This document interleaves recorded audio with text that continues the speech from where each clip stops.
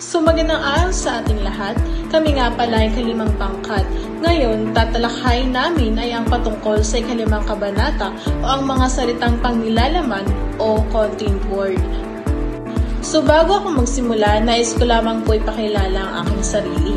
Ako nga pala si Binibining Cris Ramilla Bandrillo, BSc Filipino 1. So sa panimula, ang wika ay isang mahalagang kasangkapan sa pakikipagkomunikasyon at pagpapahayag ng kaisipan at damdamin. Sa pag-aaral ng struktura ng wikang Filipino, mahalagang maunawaan ang iba't ibang bahagi ng pananalita, lalo na ang mga salitang pangnilalaman tulad ng pangalan, panghalip, pandiwa, pang-uri at pang-abay. Ang mga ito ang nagbibigay ng malinaw na kahulugan at direksyon sa bawat pangungusap. Layunin ng araling ito na mapalalim ang kaalaman ng mga mag-aaral tungkol sa gamit, uri at kahalagahan ng mga salitang ito upang maging mas epektibo at makabuluhan ang kanilang komunikasyon sa pang-araw-araw. So dumako naman tayo sa mga nominal. Una ay ang pangalan. Ano nga ba ang pangalan? So ang pangalan, ito ay ang mga salitang nagsasabi ng pangalan ng tao, bagay, puok, pangyayari, o anumang bagay na maaaring pangalan. Halimbawa sa tao, Maria, guro at manggagawa. Sa bagay naman, lapis, bahay at kotse. Sa puok naman, Cebu, eskwela at parke.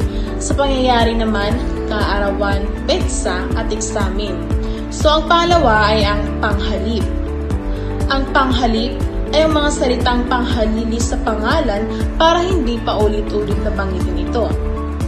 So, may 5 uri ng panghalip. Una ay ang panghalip panao, personal pronoun. Ito naman ay humahalili sa ngalan ng tao. Halimbawa, ako ay pupunta sa palengke mamaya. Ang panghalip na panao na ginamit dito ay ang salitang ako. So, sa pangalawa naman ay ang panghalip pamatlig o demonstrative pronoun. Ito naman ay ginagamit upang ituro ang tao, bagay o lugar. Halimbawa, iyan ang bahay ng aking lola. So, ang panghalip na pamatlig na ginamit dito ay ang salitang iyan. So, iyan ang bahay ng aking lola. Uulitin ko, ang panghalip na pamatlig na ginamit dito ay ang salitang iyan. Ang pangatlo naman ay ang panghalip pananong o interrogative pronoun. So, ito ay ginagamit sa pagtatanong. So, halimbawa, sino ang kasama mo kanina? So, ang panghalip na pananong na ginamit dito ay ang salitang sino. Pangalawang halimbawa, saan mo nabili ang sapatos na iyan? So, ang panghalip na pananong na ginamit dito ay ang salitang saan. Pang-apat naman ay ang panghalip paari o possessive pronoun. So, ito ay nagpapakita ng pagmamay-ari. So, halimbawa, kanino ba itong payong? So, ang ginamit na panghalip paari dito ay ang salitang kanino. Ikalawang halimbawa ay atin na lamang ang pagkain nito. Ang ginamit naman na panghalip-ari dito ay ang salitang atin.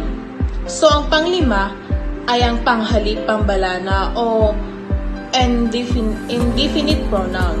So, ito naman ay tumutukoy sa hindi tiyak na tao o bagay. So, halimbawa, marami ang dumalo sa handaan. So, ang ginamit na panghalip pambalana dito ay ang salitang marami. So, dumako naman tayo sa pandiwa. Ano nga ba ang pandiwa? So, ang pandiwa ay ang mga salitang nagsasabi ng kilos o nagbibigay buhay sa pangungusap. Nagsasabi kung ano ang ginagawa, ginawa o gagawin. Halimbawa, nagsusulat si Ana ng liham.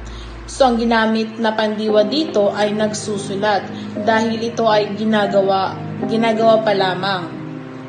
Pangalawa ay ang panuring o modifier. Ang mga salitang naglalarawan o nagbibigay turing sa ibang salita sa pangungusap. So, may 3 uri ito. Una ay ang pang-uri, naglalarawan o nagbibigay turing sa pangalan o panghalip. Pangalawa ay ang pang-abay.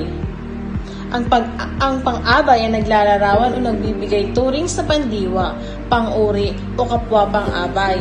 Maaari ito magsabi ng paano, kailan, saan, gaano karami.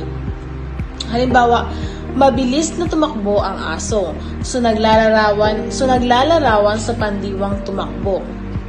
Ang prutas ay sobra namang masarap, naglalarawan na pang-uring masarap. Kahapon kami pumunta sa mall, so nagsasabi ng kailan. Ang pangatlo naman ay ang panghalip bilang panuring. So, ang panghalip bilang panuring ay ginagamit para maiwasan ang paulit-ulit na pagbanggit ng pangalan at nagsisilbing panghalili rin ito. Halimbawa, ganitong damit ang gusto kong bilhin. So, ang pangalawa, sinong kaibigan ang kasama mo kanina? Pangatlo, ilang araw na lang ay Pasko na. Pang-apat, iyang bulaklak ay mabango. So paalala, kapag ang panghalip ay ginagamit na panuring, madalas ito dinudugtungan ng o G para may kunikta sa salitang sinusundan nito. Halimbawa, ito plus ng ito. So, ito naman, ano plus ng or ano plus inj, ano. Sino plus inj or ng sino. So, halimbawa, ang aking libro ay kulay asol. Panghalili sa pangalang libro at naglalarawan nito.